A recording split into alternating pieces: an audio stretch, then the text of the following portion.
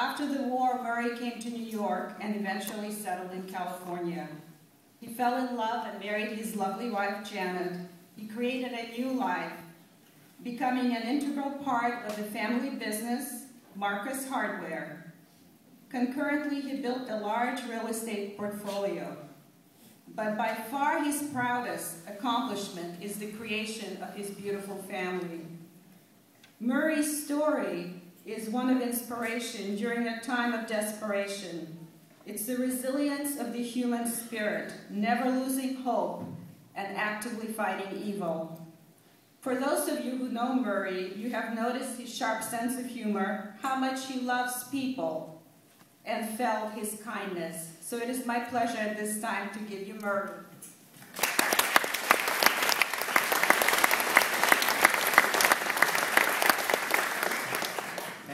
Thank you very much. I was born In Klaipėda, which is a seaside resort town on the Baltic Sea in pre-World War II Lithuania. When I was 6 years old, we moved to Kaunas, the capital of Lithuania, so my mother could be closer to her parents and siblings. Kaunas was a beautiful cultural city. It was surrounded by two rivers. Both rivers used to freeze in the winter. We used to skate, and in the summer we used to fish. Life was very pleasant in Lithuania. The president, Antanas Smetona, was a good man. In school, I was on the basketball team, and academically I excelled in math, history, languages, and music. In June of 1940, the Soviet Union occupied the three Baltic states, Lithuania, Latvia, and Estonia. Even though the population didn't like the Soviets, the majority of the Jewish people felt secure with them because there was no secret how Hitler was treating the Jews in Germany. Everybody felt that Germany wouldn't attack the Soviets, especially after the non-aggression treaty that both countries had signed. Life under the Soviets was not pleasant for property and business owners. The new government confiscated their property and businesses and relocated them to different areas. A lot of people were also arrested. The first thing the authorities did was to brainwash the children, starting from kindergarten age. In school, we got new textbooks and had to learn the teachings of Marx, Engels, Lenin, and Stalin. We had to participate in weekly political meetings and discussions. We were told that communism was superior to any other form of government. As youngsters, we really didn't understand what was happening. We participated in a lot of sports like soccer, basketball, skiing, and tennis. On the cultural level, we went to concerts, operas, lectures, debates, and chess tournaments. Life began to take a certain normalcy, and we started to get used to the new order until June 22. A year earlier, Germany had signed a non-aggression pact with Russia, but on June 21, 1941, the German army attacked the Russian frontier.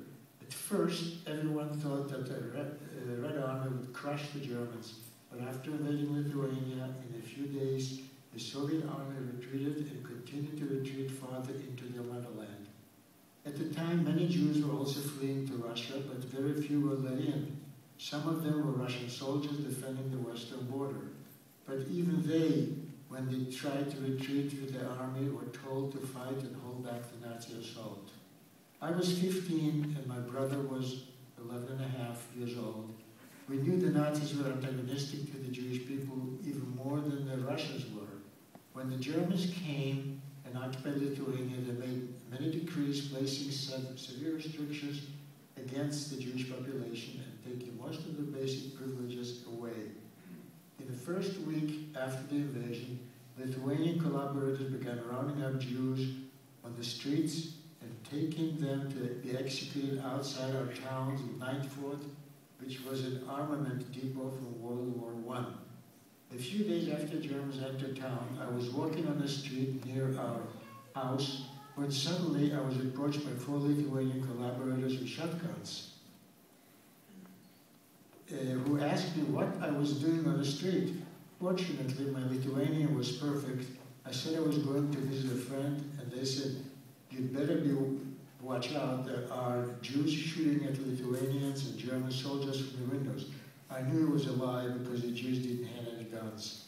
I would have hated they would have taken me because I was had they taken me. Most Jews in Lithuania tended to speak Yiddish and Russian, and because my Lithuanian was flawless, the nationalists took me for a Christian, and that saved my life. Lots of Jews disappeared in the coming week, and their homes were ransacked and confiscated. We began to hear rumors about atrocities toward the Jews, but people were hoping that they were just rumors. Then in August, following the June invasion, the Germans announced that all the Jews in Kaunas, which is Kovno, had to move into a ghetto about 10 miles outside the town. They had to move there on foot. We had to move there on foot, carrying bags and boxes with our belongings on our backs or in baby carriages. Things were utter confusion and nobody knew what to expect.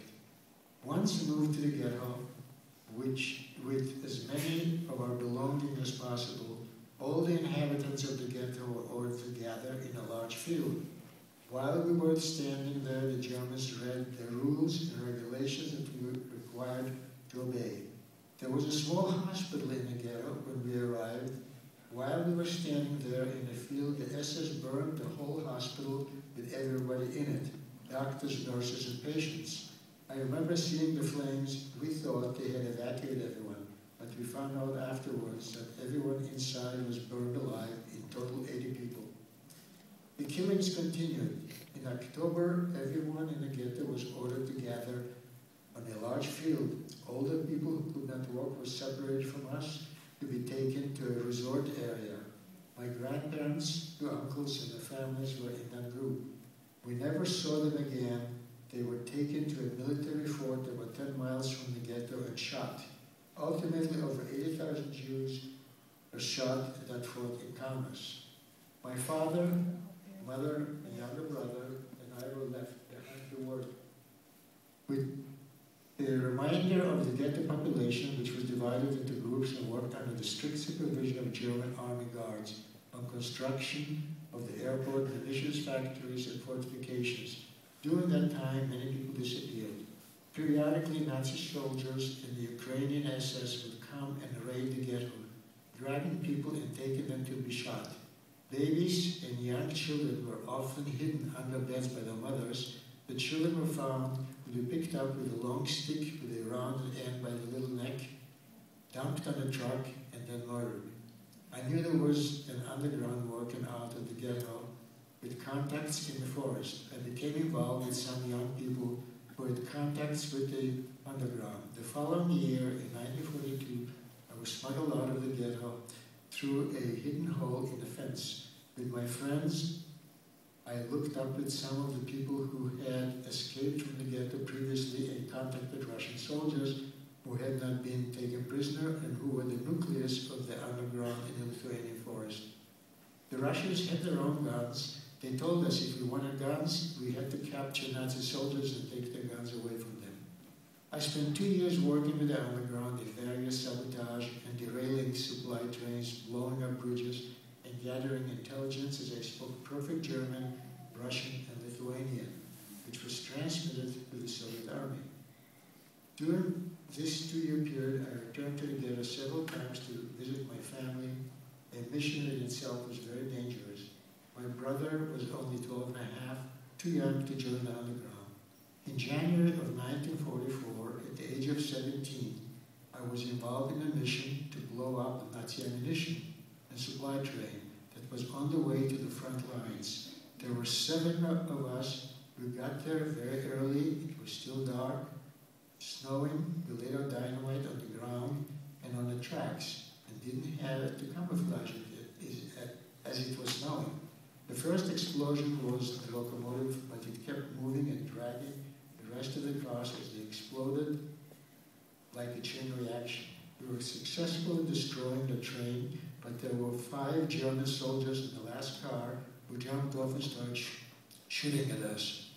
We had a shootout with them, and only 1 soldier survived, but all 6 of my comrades were killed, or at least they were wounded. I was wounded and lying on the ground, face up, with my eyes half closed, in great pain.